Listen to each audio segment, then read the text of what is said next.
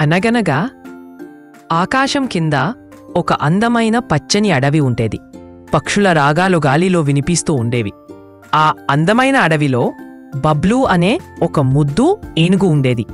బబ్లూకి నీటిలో ఆడుకోవడం అంటే చాలా ఇష్టం. ఒకరోజు బబ్లూ ఒక జలపాతం దగ్గర నీటిని చిలకరిస్తూ గెంతుతూ ఆనందంగా ఆడుకుంటున్నాడు.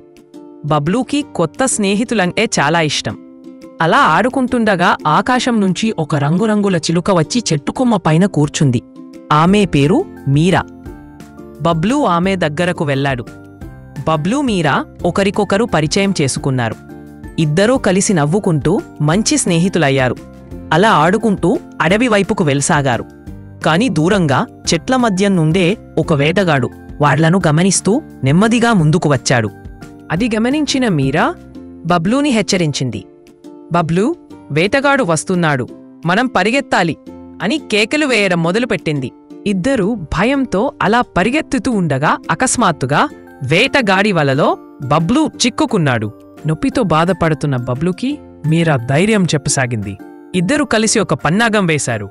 బబ్లూకి సహాయం చేయడం కోసం ఆకాశంలోకి ఎగిరి అరుపు కేకలతో వేటగాడి పైన ఆకులు కొమ్మలు వేయడం మొదలుపెట్టింది.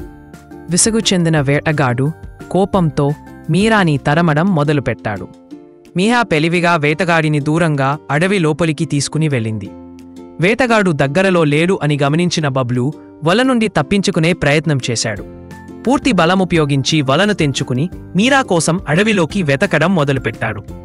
కొద్దిసేపటికి మీరా వేటగాడి నుండి తప్పించుకొని బబ్లూ దగ్గరకు తిరిగి వచ్చింది. ఇద్దరూ ఒక్కరికొక్కరు చూసుకొని ఎంతో ఆనందించారు. ఆ రోజు నుంచి ఇద్దరూ మంచి స్నేహితులయ్యారు.